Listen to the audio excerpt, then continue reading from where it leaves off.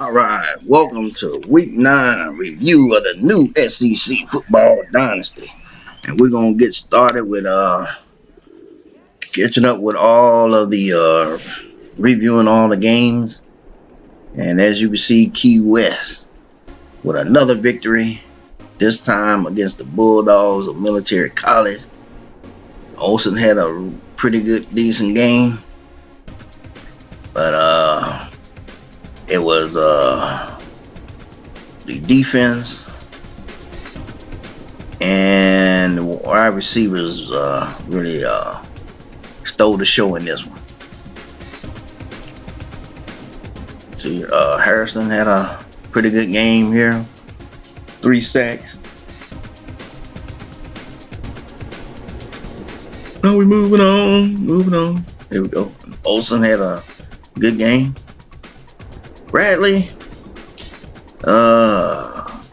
it's getting rough, man. It's getting rough.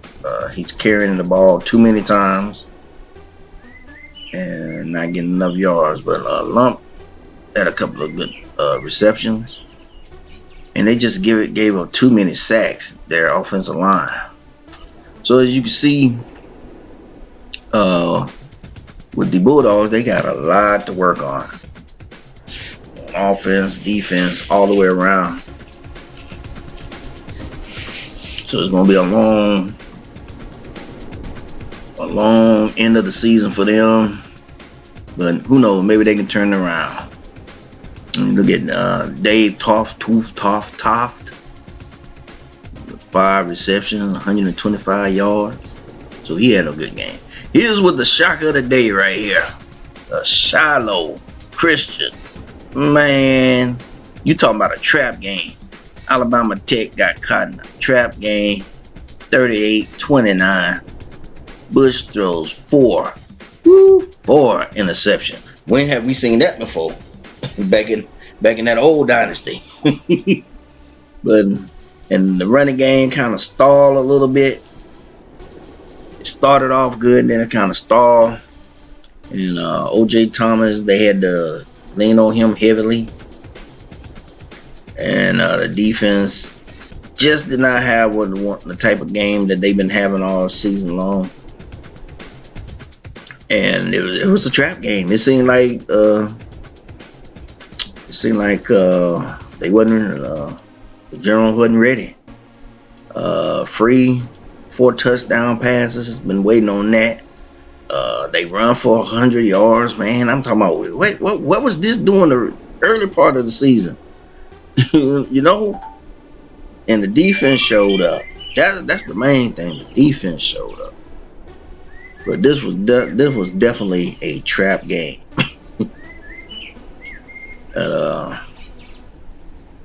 And as you can see, interceptions all around. I don't think they got 1 sack the whole game, but they definitely snatched that ball out of the air. Deep. His last name is Deep. But as you can see, Greg Glass, 2 interceptions, 6 tackles. Whew, man. All right, and another massacre. Northeast Alabama ran into KCU, and look at here, man. Blunt throws 5 interceptions, 2 back-to-back pick sixes, and that was to start the game. The first 2 drives of the game, pick 6. My goodness. And look at his Bishop. You can tell that their defense was on the field a lot as well, as he got 12 tackles. And it was just an all-around beat down. KC was just ready. Johns only threw for 200 yards, only got 1 touchdown and an interception. But that was all they really needed. I mean, shoot, the game was over after the second pick 6. So 37-12. Number of pancakes. So to be honest, man, The Knights just outplayed the Kingfish all around. Just all around. So, oh yeah, Jed got an interception. And there's one point in time they let the backup in and for Blunt, and he throws an interception. So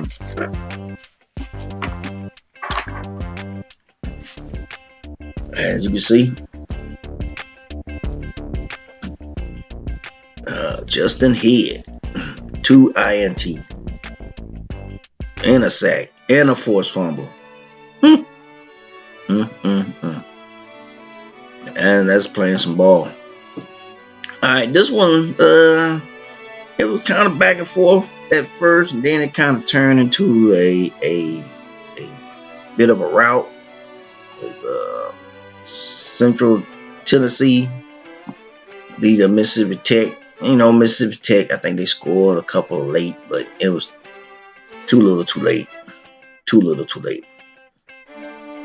And they just can't put it together, you know. They just can't put it together. I'm still under the impression that out of all the teams in the conference, Mississippi Tech has played the toughest overall schedule, which could explain 10 pancakes by a wide receiver, which could explain their record. But it comes a time during the course of the season where you have to evaluate performance, and you have to really say, hey, maybe we just are what our schedules of our records say we are. And right now their records say they're pretty bad. that's what the record is saying. And I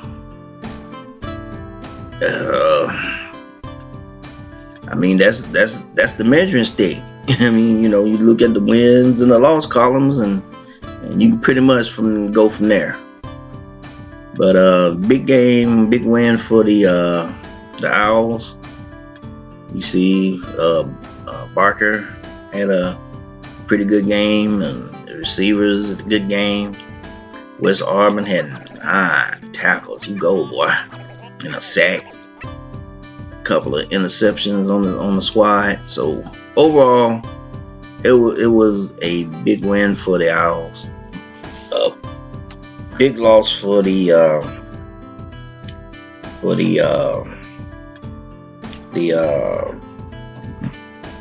Blue Raiders, and this definitely knocks them out of bowl contention. But you know, Spencer Yell had a 8 tackle game and a sack, and Danger is playing more. He's playing a lot more. So, all right, and then we have GCU, Gulfport College, and they taking on the Rangers of North Texas State.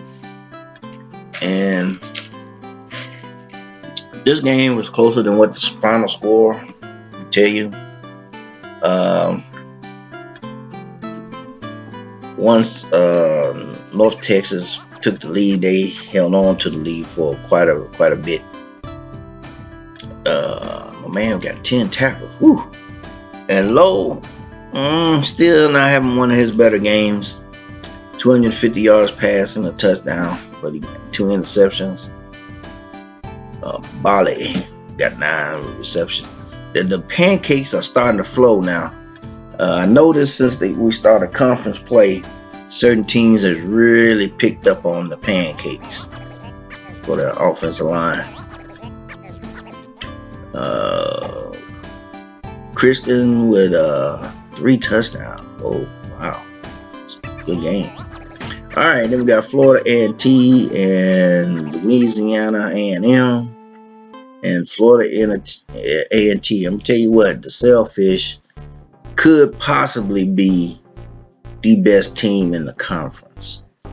They just coming off a big win over Stanford the previous week, and now to not fall into a trap game against Louisiana A&M, because I'll tell you what, I think Louisiana A&M is suffering from the same thing that Mississippi Tech is suffering from, and that is playing a really tough schedule and not being as bad as their record is.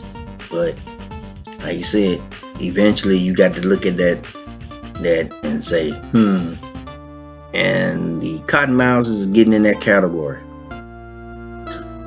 And do everything quarterback Cross had another one of his basic games. He might throw for 100 and might rush for 100.